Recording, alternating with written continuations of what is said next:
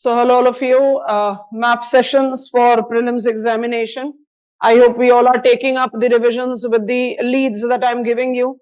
Not necessarily that you are learning new things, but definitely the best way to handle maps is to be with map. There is no other way that you can take up the map learning. You have to understand map by being with map. You have to develop the practice of opening it. And that is what I'm advising. Everything that you read up in your current affairs do have got the spatial domain to it. तो आप जो भी कोई current affair का preparation revision करेंगे उसको आप map के साथ एसोसिएट करके करें and that is going to give you dual benefit. If there is a question which is coming up, you will be in the position of solving it out. And if it is given a spatial dimension, you will again be in the position of solving it out. And I think it is a very convincing argument that once you see the location, it becomes much more easier for you to visualize it, retain it.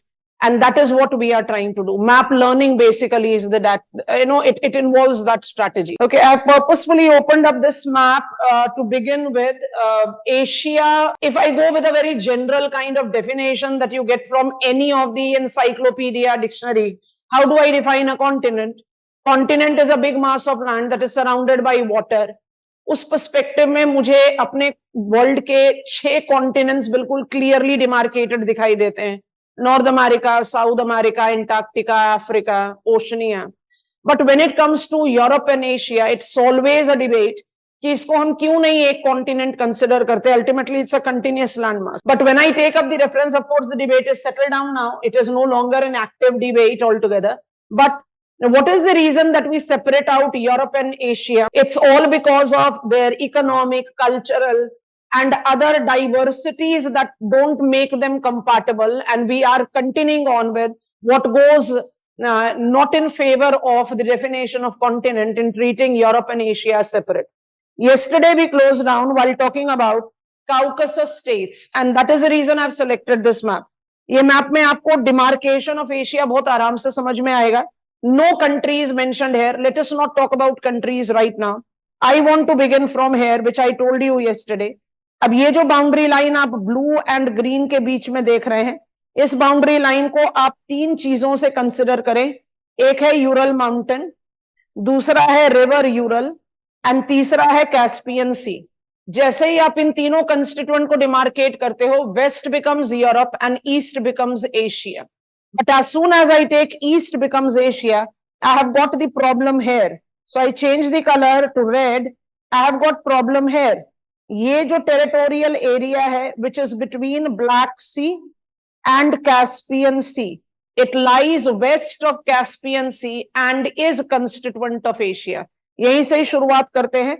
इसको, इस area को I am zooming it up. इस part को आप already जानते हैं, तो हम यहां से शुरुआत कर सकते हैं. तो ऐसा करते हैं, इस लाइन को रिमूव करते हैं. Marker is made thinner, zooming it up. So we know this is Black Sea, we know this is Sea of Azov. Caspian Sea को भी थोड़ा सा और डिटेल करते हैं. And when I talk about these countries here, they are called Caucasus states. तो Caucasus states actually कितने हैं? They are 3 countries. They are attaining their names from Caucasus Mountains. Caucasus Mountains is considered to be range of alpine cordilleras. Alps are the young-fold mountain of Europe. Caucasus का highest peak, Mount Elbrus, is considered to be highest peak of alpine cordilleras. And Caucasus states are right there in the Asian domain. तो ये वाला point आपको बहुत ध्यान से जज करना है. Then when I take up Caucasus state and come up to this domain, this area, ये भी आपने बहुत क्लियरली कल जज आउट करा था. This part is Asia Minor. आप इसको एशिया माइनर पेनिनसुला भी बोलते हैं. Asia Minor peninsula is dominantly only Turkey, but सिर्फ कंसर्न ये है कि टर्किश टेरिटरी इधर भी आता है, and that you have learned already. I have made you understand Sea of Marmara. I have made you understand Bosphorus strait, Istanbul, and also Dardanelles strait. So we are not going on there. उसके बाद जैसे हम इस तरफ पर आ रहे हैं, I am getting on to this demarcation of Asia. Zoom up करेंगे this demarcation of Asia, purposefully changing the color to make it evident. You all are aware of this. I'm purposefully drawing it like this, and thus we are demarcating right here. It is Gulf of Aqaba. Gulf of अकाबा के extension को हम rift valley के साथ dead सी पर ले जाते हैं, वो हम थोड़ी देर बात कर रहे हैं. When I take reference of the western constituent of Asia, तो I'm not following an absolute shoreline factor.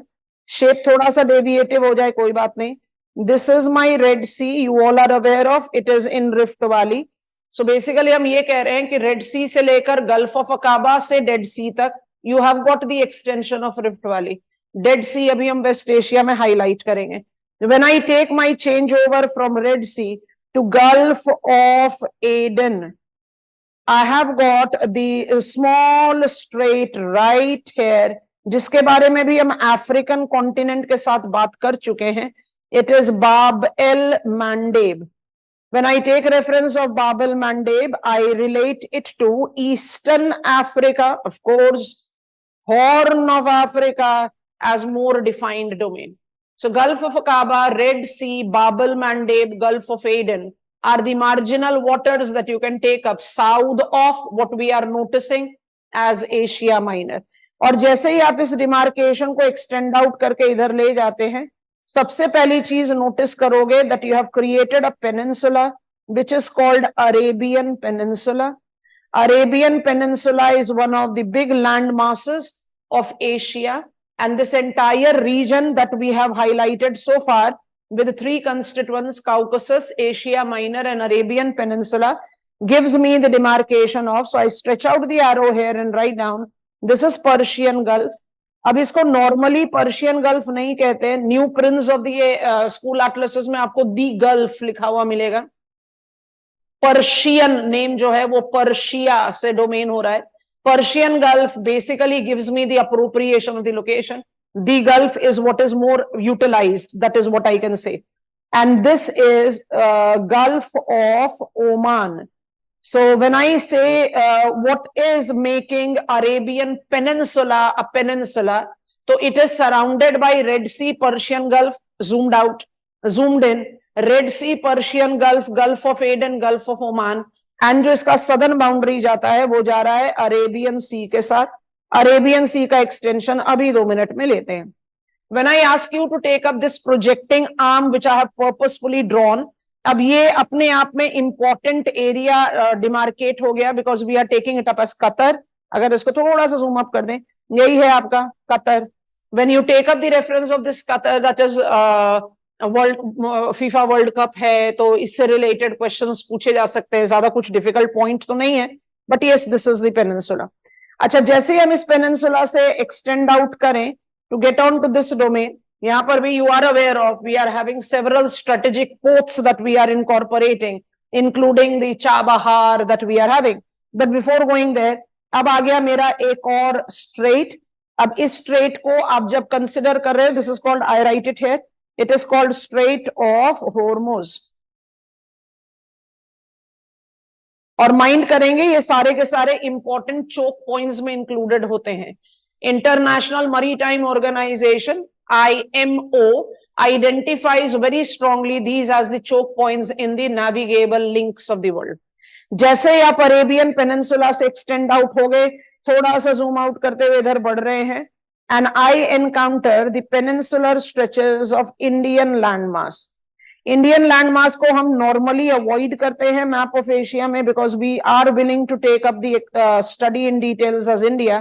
But जैसे ही आप ये Indian peninsula, इसको formally कहते हैं Deccan Peninsula. जैसे ही आप Deccan Peninsula को demarcate करते हैं, some marginal water bodies are required to be mentioned. So it is Bay of Bengal here.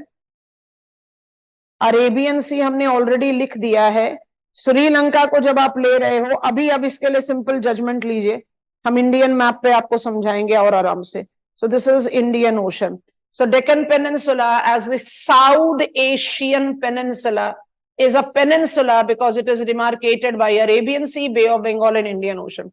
Sri Lanka, the pearl country of the world, precisely because of its shape and also a significant pearl producer. अगर आप इसके बारे में बात करोगे तो you have to take up the understanding of ये water body, इसको सिर्फ स्ट्रेच आउट करे, इसको बोलते हैं गल्फ ऑफ मन्नार। अभी हमें थोड़ी सी और बातें करनी है इसके बारे में, बाद में करेंगे जब हम इंडिया के मैप पर तमिलनाडु में पहुंचेंगे। मैप ऑफ एशिया के लिए सफिशिएंट है। Gulf of Mannar, or, it's Gulf of Mannar that I take up to be demarcating western shoreline of Sri Lanka. Okay, after extending from here, as I get on to this part, we are taking this projecting peninsula actually as mouth of Irrawaddy river. ये इसको ना advancing shoreline बोलते हैं, इसलिए इसको आप peninsula का नाम नहीं देंगे। You are taking it up, I am stretching it out here. It's mouth of Irrawaddy river. जैसे ही बता दिया mouth of Irrawaddy river, you know that we are politically in Myanmar. Don't demarcate it as a peninsula, it is an advancing shore line developed by Irrawaddy. Delta of Irrawaddy बोलो, mouth of Irrawaddy बोलो, आपकी choice. इसके बाद जो ये आपको islands दिखाई दे रहे हैं, ये सारे आइलैंड्स इंडियन यूनियन के हैं। You know we are talking about Andaman and Nicobar islands. और ये जो पूरा शेल्फ है, ये जो पूरा शेल्फ है, इसको मर्ग्यूई टेरेस बोलते हैं। And that is the reason if you concentrate on your school atlases, ये छोटे छोटे छोटे छोटे जो आइलैंड्स हैं इनको भी मर्ग्यूई आर्चिपेलागो बोलते हैं। So I just stretch it out है, यहां पर नाम लिख देते हैं। सो इट्स मर्ग्यूई, ये नाम आपके दिमाग में रहना चाहिए। म्यांमार, म्यांमार का military coup, Myanmar, India, India treating Myanmar as a bridge towards it, very ambitious Act East policy, by default makes the things important. So Margui terrace है ये। So I just attempt a different color and write it. ये है terrace। terrace मतलब it's a submarine platform। और जो dots बनाया है वो Margui archipelago। archipelago is group of islands। आप जैसे ही ये वाला demarcation लेकर, अभी हम political boundaries के बारे में ज्यादा बात नहीं कर रहे, ये ट्विस्ट टर्न समझना बहुत जरूरी है। तो ऐसे करके इसको आउटलाइन कर दें फटाफट से। फिर से आप बोलोगे मुझे यहाँ पेनिनसुला दिख रहा है, हम बोलेंगे ये पेनिनसुला नहीं है, ये आपको demarcation of extension relating to lengthiest river of South East Asia, Mekong. Mekong के साउथ में इसको हम कहते हैं केप टी काओ माओ। बड़ा इंटरेस्टिंग नाम है। It's cape T, P silent है, डी काओ माओ। अच्छा नाम है ना इसका। ये पेनिनसुला है, इसको बोलते हैं इंडो चाइना पेनिनसुला। अब फिर उसके बाद ये पेनिनसुला है जिसको बोलते हैं मलाया पेनिनसुला। जैसे आप इन पेनिनसुलास के बारे में जज करते हैं, मार्जिनल वाटर्स की रिक्वायरमेंट अपने आप ही आती जाती है। जैसे जैसे आप मार्जिनल वाटर बॉडीज को पिकअप करोगे, थोड़ा सा नाम हौच पौच हो गया इसलिए जानबूझकर कलर चेंज कर रहे हैं। ये है आपका Gulf of Thailand, I am just writing Thailand. ये this is the point where you are taking Andaman Sea. और ये है आपका Strait of Malacca, I am writing it here.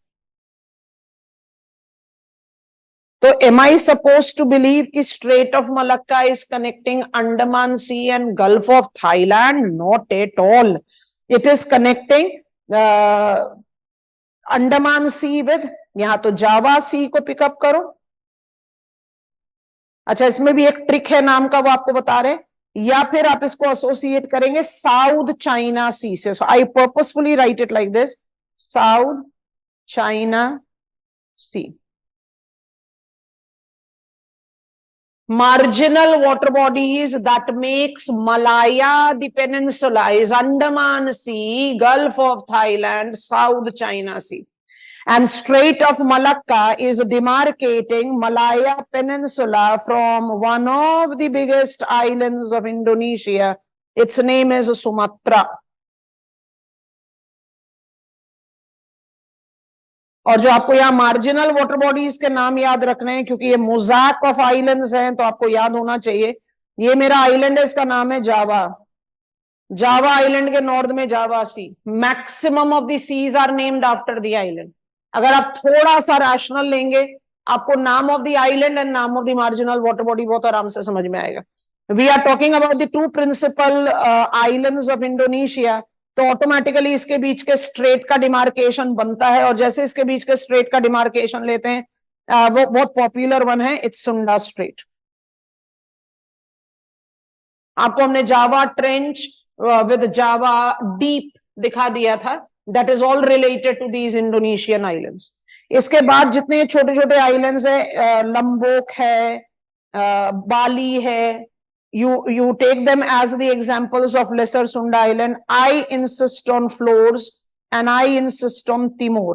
अगर मैं फ्लोर्स आइलैंड को डिमार्केट कर लूं एंड तिमोर आइलैंड को डिमार्केट कर लूं, तो मेरा काफी सारा पर्पस खत्म हो जाता है, मतलब सॉल्व हो जाता है। कैसे? फ्लोर्स के नॉर्थ में मेरे पास फ्लोर्स सी है, and Timor island is politically divided, and ये वाला जो छोटा सा पार्ट है इसको बोलते हैं Timor Leste, bifurcated independent country in South East Asia. Dili इसकी कैपिटल है, ये तिमोर के साथ जा रही है। तिमोर को लेने से एक और बेनिफिट है, एक थोड़ा सा डेविएशन जो हमारे सामने आता है वो भी क्लियर होता है। ये है तिमोर सी, मतलब तिमोर सी को आप तिमोर के साउथ में डिमार्केट करते हो, बाकी सारे को आप नॉर्थ में कर रहे हो। अच्छा, नॉर्थ में करने का जो सीक्वेंस है वो यहां भी कंटिन्यूड रहेगा। आई कॉल इट, अब ये मेरा दिया हुआ निकनेम है, ये कोई टेक्निकल निकनेम नहीं है, इसको हम बोलते हैं ऑक्टोपस आइलैंड। बिल्कुल इसके इतने सारे प्रोजेक्टिंग पेनिनसुला है, इस आइलैंड को बोलते हैं सेलेबस। तो I just purposefully right this name here. ये आइलैंड का नाम है सेलेबस, लोकली इसको सुलावेसी भी बोलते हैं, और इसी के नॉर्थ में आगे आपके पास सेलेबस सी। तो आइलैंड और मार्जिनल वाटर बॉडीज के नाम में ज्यादा डिफिकल्टी नहीं जज आउट होती, बड़े आराम से हैंडओवर हो जाता है। उसके बाद जब हम ये बड़े से आइलैंड की बात करते हैं, इसका शेप तो आप जो इमेजिन कर सकते हो, वह एक बैठा हुआ काऊ भी दिखता है, anything that you want to. इस आइलैंड के साथ आप मार्जिनल वाटर बॉडीज का डिमार्केशन ना लेने के बजाय क्या लो, island that is divided into 3 political unit. और जो सबसे इंपॉर्टेंट चीज मुझे इसके बारे में बात करनी है वो ये है, यहां पर एक पीक है, and I write the name here, it's called Mount Kinabalu. बाद में थोड़ा सा छूट जाएगा जब हम इंडिविजुअल डोमेन पर लेते जाएंगे। माउंट किनाबालू जो है वो मलेशिया में है, and it is the example of that young fold peak like mount Everest which is still rising, माने एक्टिव लोकेशन है ऑफ द फोल्ड माउंटेन का। इस आइलैंड को हम बोलते हैं बोर्नियो। बोर्नियो आइलैंड के 3 पॉलिटिकल डिवाइड्स हैं, ब्रुनाई, मलेशिया एंड इंडोनेशिया। सबसे बड़ा पार्ट डेफिनेटली इंडोनेशिया का है। So it is Borneo Island that has been segregated from Celebes or Sulawesi Island by Strait of Makassar. So यहां पर demarcate करके लिख दे रहे हैं, ये है आपका, writing it here, strait of Makassar. कुछ कुछ लोकेशंस इंपॉर्टेंट है, South East Asia, a significant domain when it comes on to the reference of Indo-Pacific economic significance, geopolitical significance। नाम बहुत आसान हो जाता है ऐसे रिलेट कर दो तो। अच्छा, अब इसके बाद जब हम नॉर्थ की तरफ थोड़ा और बढ़े तो हमें क्या दिखाई दे रहा है, I have got the chain of islands. जानबूझ के इनको हाईलाइट करना जरूरी है, क्योंकि ये अगर छोड़ दोगे तो एक बड़ा मेजर पार्ट छूट जाएगा। छोटे छोटे छोटे छोटे बहुत सारे आइलैंड है, इन सारे आइलैंड्स को आप बोलते हैं मोलक्कस आइलैंड, और मोलक्कस आइलैंड के रेफरेंस पर ही आप मोलक्कन पैसेज, मोलक्कस सी सबको डिमार्केट आउट करते हो। सो ये आपका, I am writing it here,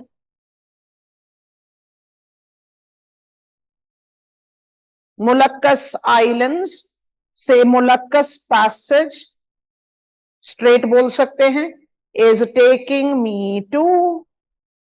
सारे आइलैंड्स का नाम याद मत रखो, बट कम से कम 2-3 की तो जरूरत पड़ जाती है। This is Luzon Island. This is Mindanao Island. Now, and this is Palawan Island. कम से कम ये 3 नाम याद रखिए। They all make Philippines. Luzon shade out कर देते हैं, सारे ही आइलैंड हो गए तो थोड़ा सा कंफ्यूजन हो जाएगा। ये सारे जो शेडेड आइलैंड है ना, जिसमें नाम हमने 3 लिख दिए हैं, Luzon, Palawan, Mindanao, they all are Philippines island. And when I take up the reference of Philippines island, I definitely demarcate Celebes and Sulu Sea. Sulu Sea आते हैं वो छोटे छोटे आइलैंड जो आपको दिखाई दे रहे हैं सुलू आइलैंड के रेफरेंस में। अभी के लिए इसको छोड़ो। When I go further east, ध्यान से देखेंगे, ये हमारे स्टडी में आ चुका है। You know that this island is called Irian Jaya. I write the name of the island first, then I'll demarcate it. This island is called New Guinea, और जो इंडोनेशियन पार्ट है इस आइलैंड का, that is called Irian Jaya. So Irian Jaya is Indonesia and Asia. और जो eastern part में, ये हमारे कंसर्न में अभी है नहीं, we have handled it, it's Papua New Guinea. तो एक ऐसा आइलैंड है वर्ल्ड का, आपने अभी बोर्नियो के बारे में जज करा, दैट बोर्नियो इज, ये डॉटेड आइलैंड बोर्नियो है, हमने नाम यहां लिखा हुआ है। Borneo is an island which is politically divided into 3 countries. कोई बिग डील नहीं है, बहुत सारे आइलैंड्स डिवाइडेड होते हैं। जैसे प्लीज रिकॉल सेंट्रल अमेरिका में क्यूबा के ईस्ट में हमने एक आइलैंड पढ़ा, Hispaniola, that was divided into Haiti and Dominican Republic. पर जब आप ये न्यू गिनिया आइलैंड की बात करते हो तो it is divided into 2 countries, okay, 2 continents, क्योंकि इरियन जाया चला गया इंडोनेशिया के साथ, that is Asia, and Papua New Guinea गया मेलानेशिया के साथ, that is Oceania. So automatically distinction create out होता है। ये सारे आइलैंड्स जो हमने आपके सामने डिमार्केट करे हैं with the reference of the marginal water bodies and some straits, इन सबको आप कलेक्टिवली ईस्ट इंडीज बोलते हैं। And you can encounter a very clear question on which country best represents East Indies? It is Indonesia. Indonesia is the largest country of Southeast Asia and it is the most populous country of Southeast Asia. 2010-11 population table के हिसाब से it is चौथा most populous country of the world. So by default Southeast Asia का सबसे dominating country है। ये group of island East Indies कहलाता है। कलर जानबूझकर चेंज करेंगे क्योंकि जब अब हम पहुंच रहे हैं जहां पर वो ईस्ट इंडीज से रिलेटेड नहीं है।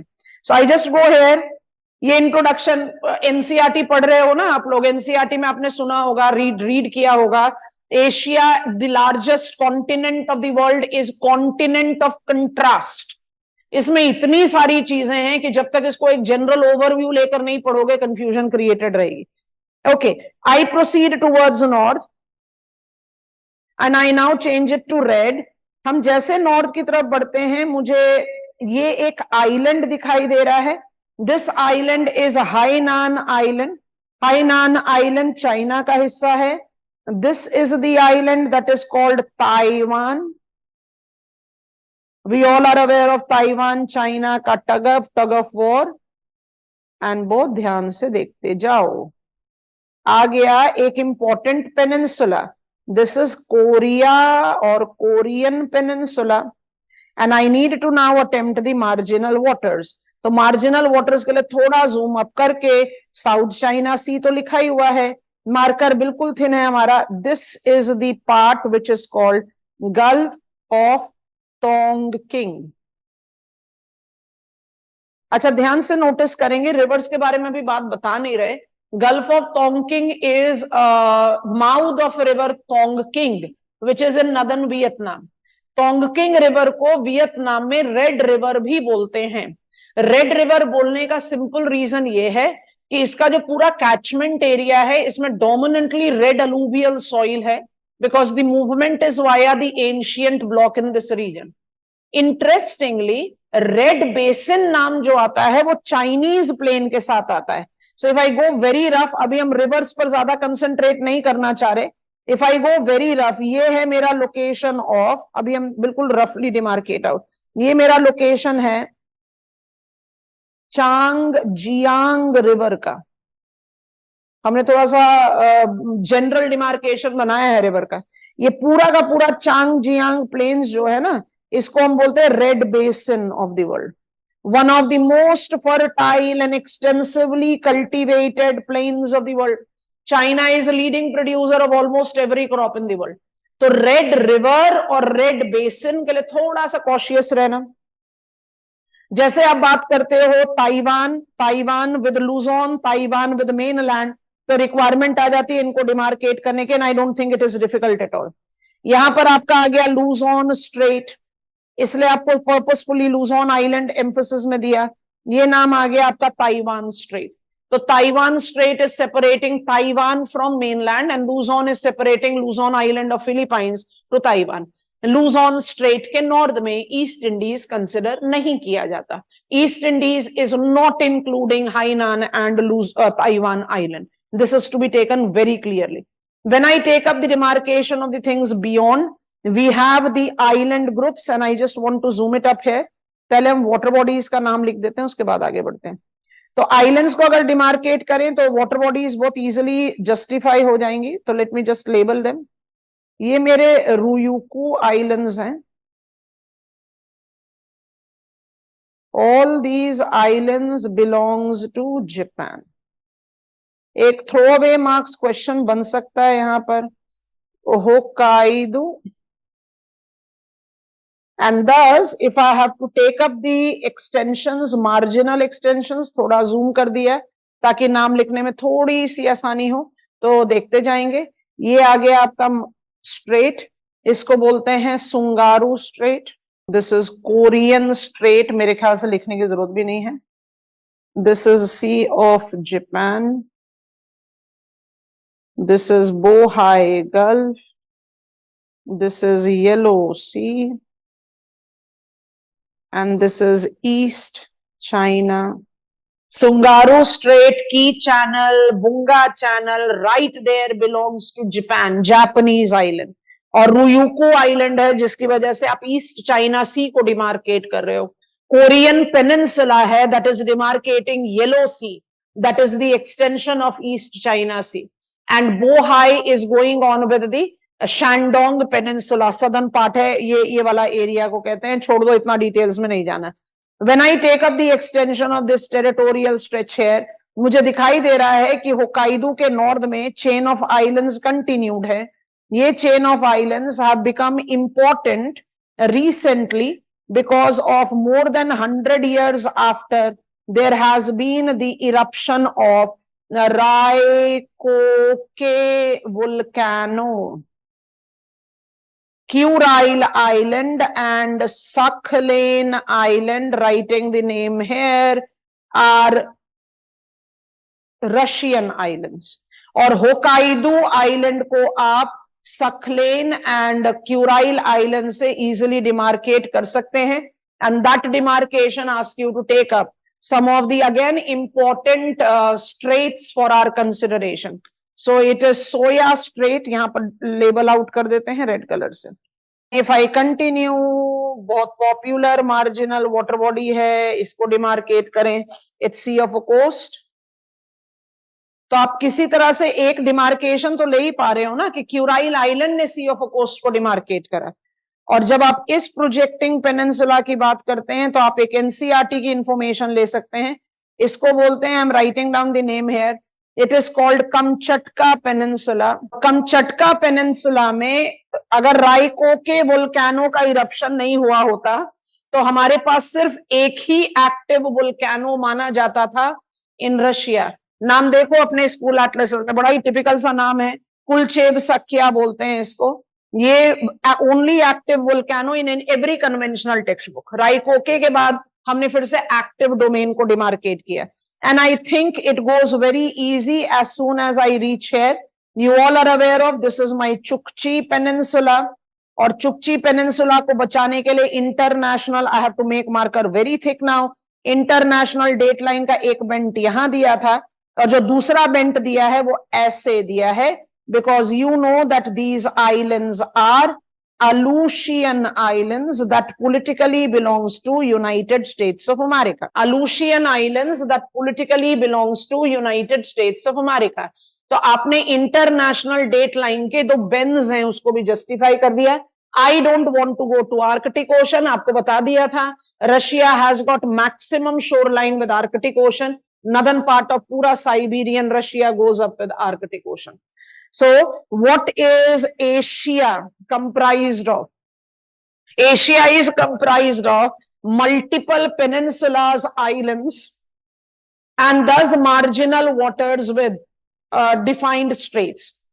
जैसे ही आप इन लोकेशनल कैरेक्टरिस्टिक्स को आउटलाइन कर देते हो, then you can begin up with specific characteristics, political, physiographic, one by one.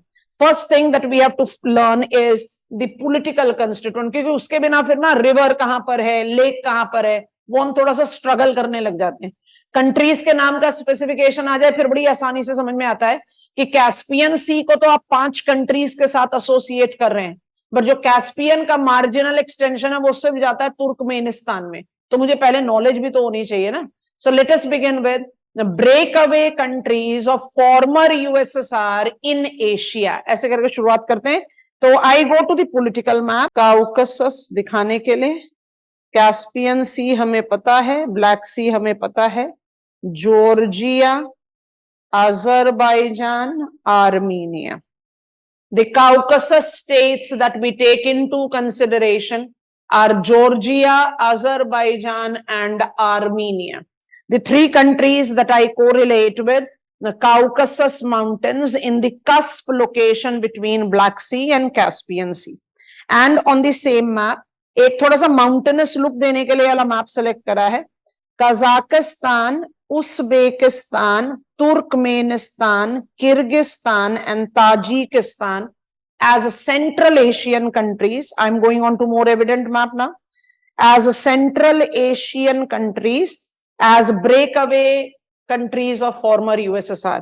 तो former USSR के जो 12 CIS countries हैं वो आपको पता चल गए हैं, और 3 बाल्टिक स्टेट्स हैं वो भी आपको पता चल गए हैं. बाल्टिक के बारे में बता दिया था कि कालिनिनग्राद का शोरलाइन बाल्टिक के साथ है, तभी Russia shares land frontier with Poland, but Baltic states count करोगे तो 3 ही होंगे, एस्टोनिया, लात्विया, लिथुवेनिया.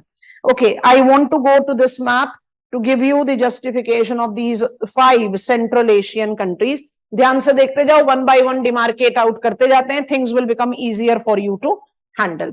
अच्छा, when I talk about the Central Asian countries which are right there in front of me, notice carefully. Caspian Sea का demarcation ले लेते हैं. आपको बताया था सुपीरियर को सेकंड लार्जेस्ट लेक बोलते हैं, लार्जेस्ट लेक कैस्पियन है, तो यहीं से शुरुआत कर लेते हैं. कैस्पियन सी मेरे सामने है, जूम अप कर दिया. आपको पहले ही पता है that this is the mouth of river Volga. पूरा कोर्स वोल्गा का आपको समझा दिया था. This is river Ural. थोड़ा ध्यान से देखना, दिख रहा है यूरल रिवर है, मतलब जिसको आप रशिया में यूरल रिवर बोल रहे हो उसको आप कजाकिस्तान में ज़ेव रिवर बोल रहे हो. तो this is my river Ural. Ural ही याद रखो. Caspian is mouth of Volga and Ural. It's the largest lake of the world, salt water lake of the world, that has got its shoreline with 5 countries. Which are these 5 countries? Map पर देखो अपने आप से.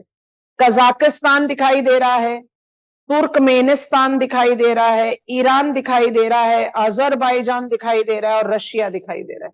सो Caspian, the largest lake of the world, largest salt water lake of the world, has got its shoreline with 5 countries. 5 countries हमारे सामने आ गई.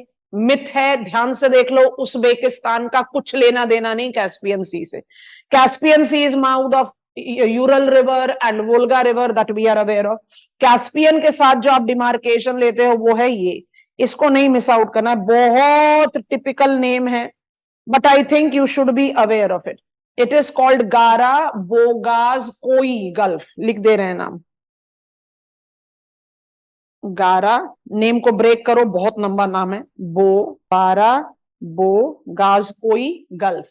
ध्यान से, कैस्पियन हैज इट शोर विद 5 countries. गारा बास कोई gulf is only with Turkmenistan.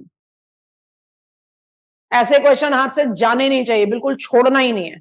अच्छा, when I talk about Caspian and take up the reference of this particular region, मुझे एक बहुत बड़ा लेक दिखाई दे रहा है और इस लेक का नाम है अरल सी. जैसा कैस्पियन है ना लैंड लॉक्ड इनलैंड, अरल भी है. बड़ा ही इंटरेस्टिंग फैक्ट है कि अरल का इतना बड़ा साइज होने के बावजूद भी वो एशियन के बड़े लेक्स में काउंट होता ही नहीं. कैस्पियन के बाद जो हम नेक्स्ट लेक को काउंट करते हैं वो लेक बाइकाल है, हम अरल को काउंट नहीं करते। क्यों नहीं काउंट करते? क्योंकि this is the size of Aral, that was the original size, now it is not. अब इसकी स्टोरी ध्यान से सुन लीजिए। I highlight the rivers that you can notice right here in this region. So आपको notice करना है एक रिवर जिसका नाम है अमू दरिया, ट्रैक भी ध्यान रखो, दिस इज सिर दरिया that I am marking right now, और दूसरे रिवर का नाम है अमू दरिया। दोनों को ध्यान से देखेंगे क्योंकि आपको इनका इंटरनेशनल स्प्रेड पता होना चाहिए। हम एक बड़ा जनरल डिमार्केशन में कह देते हैं सिर दरिया एंड अमू दरिया river incorporate 3 central Asian countries, बिल्कुल सही है। लेकिन आप ध्यान से देखोगे कि सिर दरिया का मैक्सिमम एक्सटेंशन कजाकिस्तान में है और अमू का major extension, I will not say maximum, Turkmenistan में। उज़्बेकिस्तान में एकदम टचिंग एग्जिस्टेंस दिखाई देता है सिर दरिया का, एंड कंपैरेटिवली ज्यादा दिखाई देता है अमू दरिया का। अरल सी का अगर पॉलिटिकल लोकेशन देखे तो you notice that it doesn't have to do anything with Turkmenistan.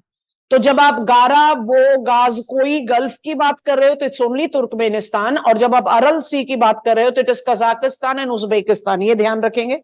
इनके जो प्लेन है, इन दोनों रिवर्स के जो प्लेन है उनको बोलते हैं Turanian lowlands. I purposefully change the colour and write it here, Turanian plains. Turanian plains जो हैं वो कजाकिस्तान, उज़्बेकिस्तान एंड तुर्कमेनिस्तान तीनों के साथ एसोसिएटेड है। अरल सी इतने बड़े साइज का अब रहा नहीं है।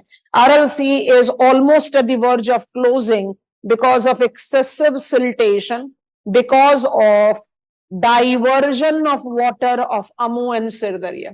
अरल सी आज अपने इस साइज का नहीं है, and if it is been drawn like this, it is only, you can see this here, ये पॉलिटिकल डिवाइड है अरल सी का between Kazakhstan and Uzbekistan, you can notice it. और इतना साइज अब रहा ही नहीं है, इसलिए अरल सी को हम नहीं काउंट करते among the big lakes of Asia any further. माने जो साइज आपके सामने दिख रहा है that was the original size of Aral sea, that is no longer there. Okay, after this what I should be taking into consideration when it comes to Central Asian countries, Central Asian countries को कभी भी complete मत करो without mentioning Lake Balkash. Lake Balkash falls totally in Kazakhstan. Lake Balkash is actually interesting characteristics है इसके साथ, तो zoom up कर देते हैं, ध्यान से देखना क्या क्या लॉजिक बता रहे हैं। I can see a river which is rising from China, draining north of Almaty. River का नाम है इल, लोकेटिंग। अच्छा, इस रिवर के साथ आपको क्या डिमार्केट करना है? ये वाला जो एरिया है और ये वाला एरिया जो है वो सॉल्टी है। मतलब ये एक ऐसा लेक है जिसको ना तो आप फ्रेश वाटर में टोटली काउंट करेंगे, ना तो सॉल्ट वाटर में करेंगे, आप इसको दोनों में इंक्लूड करते हैं। Eastern side is more salty and is significantly drawing up, मतलब ये इस साइड से क्लोज डाउन करता जा रहा है। और जो इसका वेस्टर्न साइड है वो फ्रेश क्यों है? Because of the influx of reverse. I think it is making sense when I talk about the big reverse of Asia. Caspian, Baikal अभी थोड़ी देर में लेकर जाएंगे, बाइकाल सेकंड रैंकिंग है, Balkash is third ranking. Aral Sea को आना चाहिए after Caspian, but Aral सी का लॉजिक समझा दिया हमने। Aral Sea is not considered among the big lakes because it has significantly dried up. तो अरल सी लॉजिकली होना चाहिए but it is not considered. तो पहला ये है। दूसरा साइबेरिया में, उसको साइबेरिया का ब्लू आई बोलते हैं, अभी हम वहां जा नहीं रहे, तो will be talking about it. तीसरा है बलकाश, एक ऐसा लेक है जिसको आप किसी एक कंसिडरेशन में कंसिडर नहीं कर सकते। East salty, west more fresh, मतलब डिजोल्व्ड सॉल्ट जो है वो कम है, और उसका रीजन भी आपको बता दिया, it makes an example of inland drainage. Kyrgyzstan के बारे में बात करते हैं तो बहुत ध्यान से देख लो।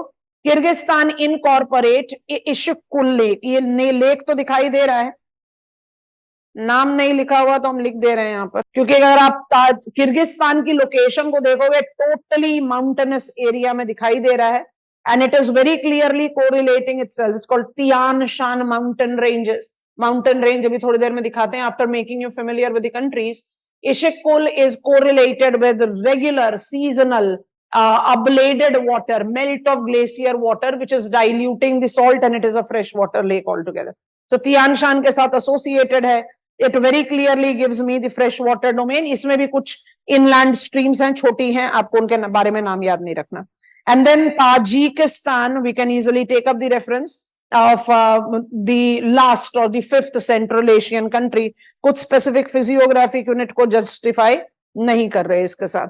This is my Central Asian 5 breakaway countries of former USSR, absolute Islamic in their domain, and are identified with these physiographic factors you should be comfortable with. अच्छा, अब इसके बाद हम जाते हैं इस वाले मैप पर और यहां पर नोटिस करते हैं जो चीजें आपको हम समझा चुके हैं. दिस इज माई काउकसस, आपको बता दिया था. अरल सी, सिरदरिया, अमूदरिया रिवर्स आपको दिखाई दे रही हैं बड़े आराम से, so you can easily make sense with them. ये आपका अरल सी आ गया. I don't have to go very clear with the domain. Inland river network, this is lake Balkash. ये आपको दिख ही रहा है इशिकुल. कलर चेंज कर देते हैं और डिमार्केट आउट करते हैं. This is what I was referring as Tian Shan mountain. इसलिए कहा कि जो मेल्टेड आइस है उसकी वजह से you are continuously taking up the dilution of the water right there in the location. Caucasus states आपको बता दिया है, अजरबैजान, जॉर्जिया, आर्मीनिया. 1 मिनट में ये वाला मैप देख लो ताकि आपको क्लैरिटी के साथ एक पॉइंट तो समझ में आ ही जाए. I think this map will be more favourable for us to see. थोड़ा सा शोरलाइन का क्लैरिटी देना चाहते हैं और कुछ नहीं. ध्यान से देख लीजिए इसको. अगर आप अजरबैजान की बात कर रहे हो, shaded up as pink in this map, आपको दिखाई दे रहा होगा कि अजरबैजान जो है उसी का सिर्फ शोर लाइन जो है वो कैस्पियन के साथ है. Armenia, this is Armenia, the green colour, and Georgia, Georgia is with Black Sea. तो अपने दिमाग में एकदम स्टिक आउट कर लेंगे कि Armenia becomes a landlocked region. जो जॉर्जिया है उसका शोर लाइन चला गया ब्लैक सी के साथ और अजरबैजान का गया कैस्पियन के साथ. अजरबैजान की कैपिटल सिटी बाकू कैस्पियन के शोर पर है, and it is considered as one of the big petrochemical cities of the world. वो भी आपके हेल्प में है. तो आर्मीनिया को एकदम सेपरेट आउट कर दीजिए and take out Azerbaijan with Caspian and Georgia with Black Sea. I think it makes up clear sense. ऐसा डिमार्केशन लेने से थोड़ी सी क्लैरिटी ऑफ लोकेशन आ जाती है. Okay, now where I go, I come to map of Asia to demarcate out other regions that we have seen. So ये मेरा base map है. इस बेस मैप के रेफरेंस में अब अगर हम वेस्ट एशिया के डोमेन को जज करना चाहें, that what are the constituents that we want to take up in this region, so comes in ये वाले एरिया को डिमार्केट कर रहे हैं. So which are the political constituents that you take into account and how do you remember them? तो आपको notice सिर्फ ये करना है that when I take up the countries, let me go on to the political map, that will be a better thing for me to do. चलो इस map को लेते हैं, इसमें नेम्स ऑफ द कंट्रीज भी दिया हुआ है, थोड़ा सा आसान हो जाएगा हमारे लिए जज आउट करना. Because if I demarcate the boundaries तो वो थोड़ा सा मिसमैचिंग हो सकती है जो आपके लिए कंफ्यूजन क्रिएट करे.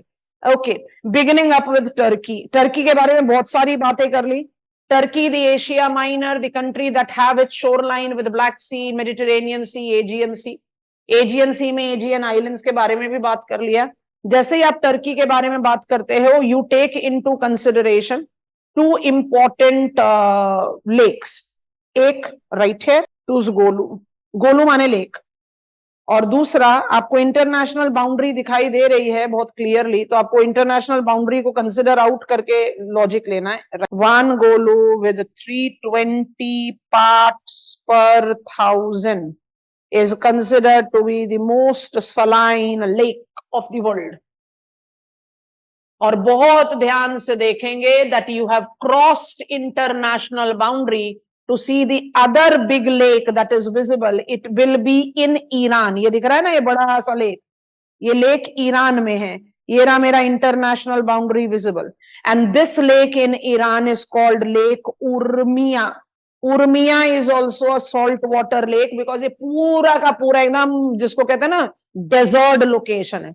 Not counted among the big ones, but when I take up the reference of lake Urmia, इस एरिया में फ्रेशेस्ट वाटर लेक में कंसिडर होता है। तो एक स्टार मार्क करके डिमार्केशन ले लो। आई don't count them among the big lakes, but Urmia in this desert domain, वही वाला लॉजिक है जो आपको इशिक कुल के लिए बताया। ईरान इसलिए वाला मैप सेलेक्ट किया है। Are you noticing Elbrus mountain and Zagros mountain, दोनों माउंटेन से आपका सीजनल अब्लेडेड आइस जो है वो इजिली फैसिलिटेट कर रहा है dilution of the salinity. That is the reason Urmia is not considered to be a big lake of this continent for sure, but is a uniquely taller height पर, it's uniquely fresh water। माने अगर मुझे match करना पड़े तो I'll say Urmia is fresh। एकदम next door neighbour von दिख रहा है जो कि हाईएस्ट सैलिनिटी वाटर है। अच्छा, इसके बाद आपको इस लोकेशन में जो सबसे इंपॉर्टेंट चीज नोटिस करनी है, I have to begin with it now. So right here, ये मेरा माउथ है and I am river network of this. पूरा नेटवर्किंग को याद मत करो, but just try to be comfortable with Tigris and Euphrates river. Tigris Euphrates दोनों river का सोर्स टर्की है। तिग्रिस यूफ्रेट्स रिवर को अगर आप कंपेयर करो तो तिग्रिस टर्की से सीधा इराक में आ रही है, यूफ्रेट्स सीरिया से होते हुए इराक में आती है। Syrian crisis, after refugee crisis, अब devastating earthquake of Turkey and Syria अपने आप ही लाइमलाइट न्यूज़पेपर में आपके लिए इंपॉर्टेंट क्वेश्चन डोमेन बन सकता है। तिग्रिस एंड यूफ्रेट्स कन्फ्लुएंस करके कहां पर ड्रेन करते हैं? पर्शियन गल्फ में। That is the reason Persian gulf do not incorporate that very high salinity. और ये तिग्रिस यूफ्रेट्स का जो कन्वर्जेंस पॉइंट है उसी को फर्टाइल क्रिसेंट बोलते हैं। Fertile crescent principally include Iraq, Mesopotamian plain, but you can see that it incorporates Syria and southern part of Turkey as well.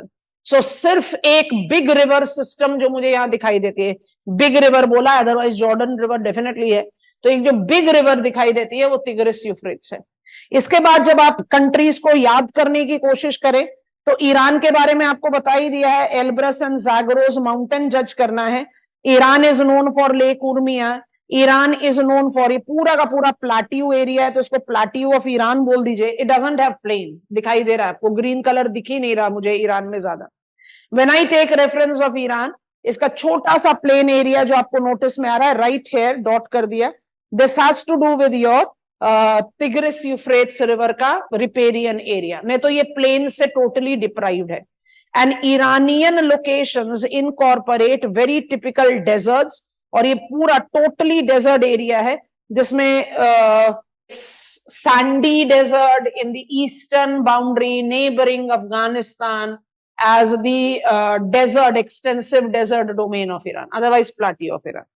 Iran का शोरलाइन जाता है पर्शियन गल्फ के साथ, इसलिए इसको गल्फ कंट्री में काउंट करते हैं। इराक का जाता है इसलिए इसको गल्फ कंट्री में काउंट करते हैं। कुवैत का जाता है, I can see Saudi Arabia, I can see Bahrain, I can see Qatar, I can see UAE, and please notice this is territorial stretch of Oman. Political boundary Oman का तो इधर दिख रहा है ना, पर ये वाला पार्ट ओमान का है। इसलिए जब आप गल्फ कंट्रीज के बारे में बात करते हो तो you take up the domain of the countries that are sharing shoreline with Persian Gulf. तो Iran, Iraq, Kuwait, Saudi Arabia, Bahrain, Qatar, UAE and the option given you can add Oman also. नहीं तो Oman को बहुत ध्यान से देखें, Arabian peninsula का वो वाला हिस्सा है जिसका Gulf of Oman and Arabian Sea के साथ शोरलाइन है, यमन का Gulf of Aden and Red Sea के साथ shoreline. But when I have to talk about Arabian Peninsula, इसका मैक्सिमम डोमेन सऊदी अरेबिया के साथ है। Saudi Arabia is a totally the desert country, crude oil producing. We don't need to have the introduction for this country. आपको सिर्फ दो चीजें बताना चाह रहे हैं। Number one, Saudi Arabia incorporate, ये इंटरनेशनल बाउंड्री ऐसे बनना चाहिए, इट इनकॉर्पोरेट्स रूब अल खाली empty quarter of the world. ये एक डेजर्ट है जिसको हम एम्प्टी क्वार्टर बोलते हैं। Desert do not have habitation is wrong thing for me to say, but this is largely deprived of any of the habitation, and it is with the location of Red Sea, that you are taking all the important cultural hotspots of the world. I've just marked Jeddah. इसके south east में आपको मक्का दिखाई देगा and north में आपको दिखाई देता है मदीना. मदीना थोड़ा सा नॉर्थ में पड़ता है ट्रॉपिक ऑफ कैंसर के. तो this is Medina.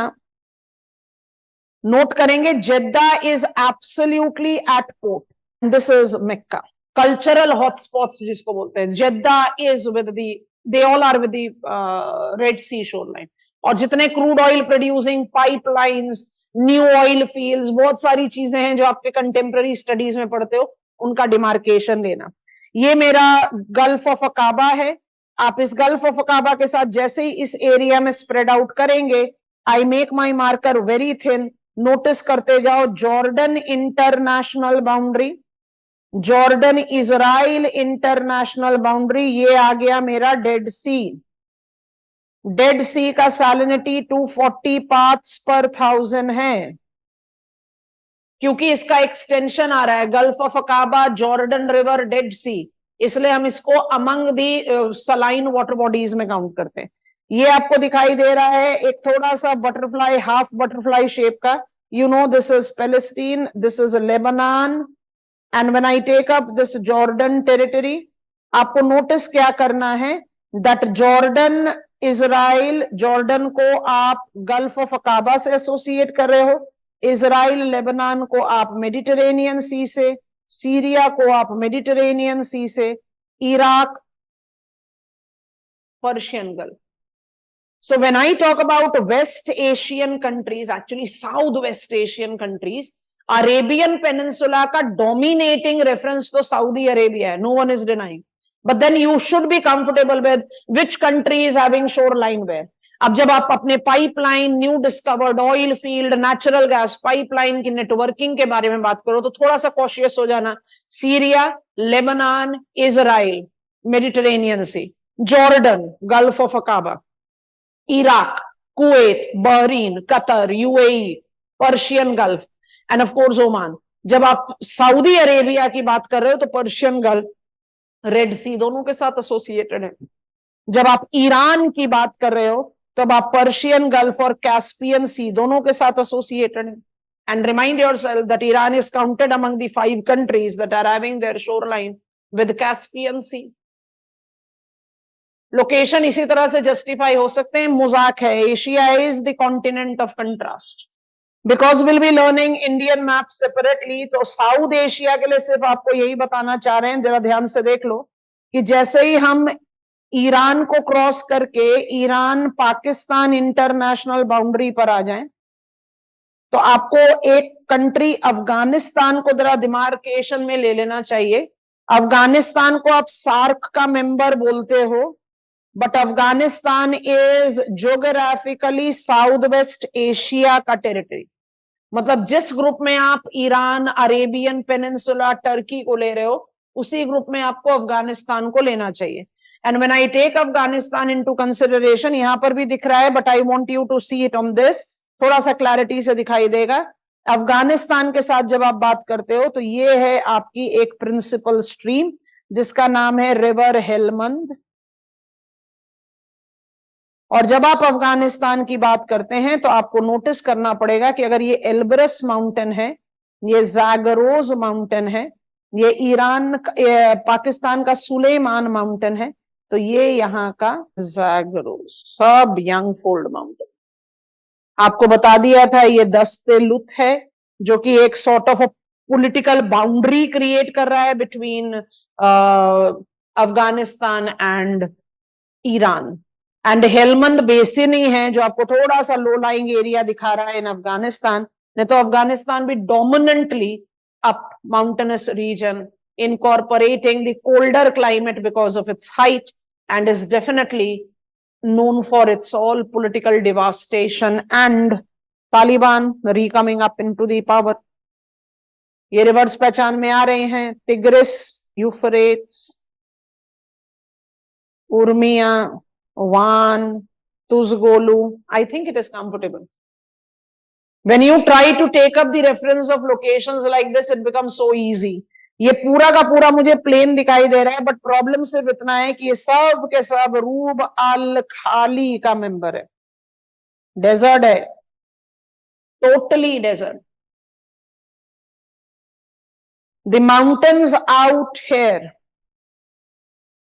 are young and block, क्योंकि ये स्प्रेड आउट हुए हैं अफ्रीका से. Mountain out here is also young block, क्योंकि ये भी अफ्रीका से अलग हुआ है. और ये माउंटेन्स जो हैं वो सब यंग फोल्ड माउंटेन्स हैं. Young fold mountains in the mid continental belt. सारे नाम याद करने की जरूरत नहीं है, बट इतना तो डेफिनेटली याद रखना पड़ेगा कि यमन का माउंटेन और सऊदी अरेबिया का माउंटेन यंग ब्लॉक माउंटेन है. ओमान का माउंटेन या ईरान का माउंटेन या टर्की का माउंटेन या अफगानिस्तान पाकिस्तान का माउंटेन यंग फोल्ड है. क्योंकि अगर आप यहां से स्प्रेड आउट हो रहे हैं तो आप डेफिनेटली यहां पर कन्वर्ज कर. I will be carrying it forward tomorrow. I think I will be completing it tomorrow and then I'll take you in the continuity to India. Possible tomorrow itself I'll be starting, otherwise I'll be starting it on Monday. I think I'll take 2-3 more classes, not more than that.